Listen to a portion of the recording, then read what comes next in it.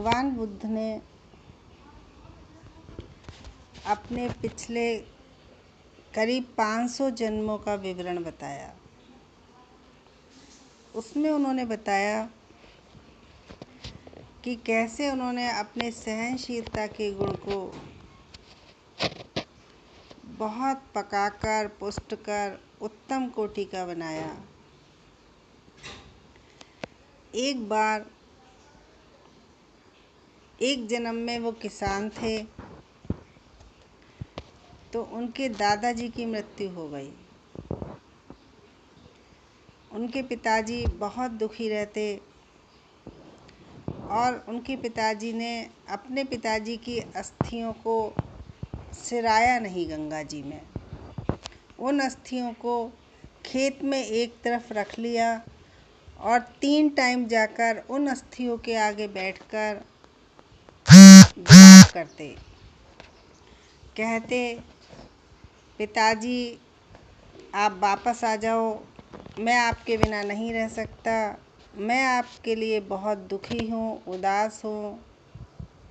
इस तरीके से वो ज़ोर ज़ोर से 3 बार विलाप करते।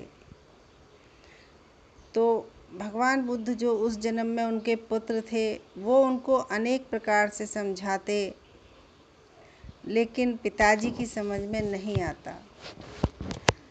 तब एक भगवान बुद्ध क्या करते थे कि पिछले जन्मों से ही वो किसी भी हर बात को प्रैक्टिकल से समझाते थे।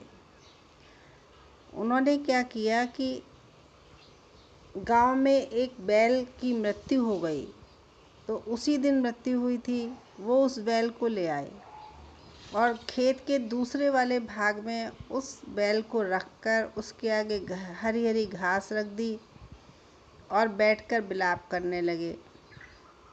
सभी गांव वालों ने देखा तो गांव वाले बहुत आश्चर्य में पड़ गए कि इतना समझदार पुत्र, इसको क्या हो गया। वो भागकर उनके पिता के पास पहुँचे और बोले, आपके युवा पुत्र को क्या हो गया, जाकर देखो, वो मरे हुए बैल को घास खिला रहा है। पिताजी उस समय अपने पिता की अस्थियों के आगे बैठे हुए विलाप कर रहे थे।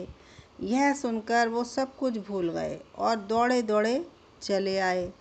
देखा कि मेरा युवा पुत्र मरे हुए बैल को घास खिलाना चाहता है, उसे जिंदा करना चाहता है। तब उन्होंने अपने पुत्र को समझाया कि जो मर जाता है वो कभी भी वापस नहीं आता और एक ना एक दिन सभी को इस संसार से जाना होता है। तो जाने वाले की आत्मा की शांति के लिए हमें विलाप नहीं करना चाहिए। वो दूसरी जगह जन्म ले लेता है, उसके सुख की कामना करनी चाहिए, शांति की कामना करनी चाहिए। और इसलिए अपने पुत्र से कहा कि ये जब कोई मृत्यु हो जाती है तो वो खा नहीं सकता, वो दोबारा जिंदा नहीं हो सकता।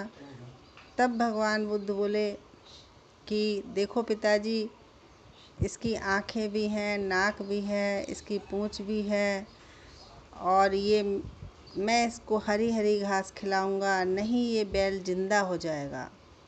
फिर पिताजी ने अनेक प्रकार से समझाया, उनकी समझ में नहीं आया। फिर उन्होंने कहा, नहीं, मुझे अपने इस बैल से बहुत प्यार है, मैं अपने इस बैल को ज़िंदा करना चाहता हूँ, मैं बहुत दुखी हूँ। तब फिर पिताजी ने बहुत प्रकार से समझाया, सत्य को बताया कि जो मर जाता है वो वापस नहीं आता है और जो भी पैदा हुआ है उसको एक दिन जाना ही होता है।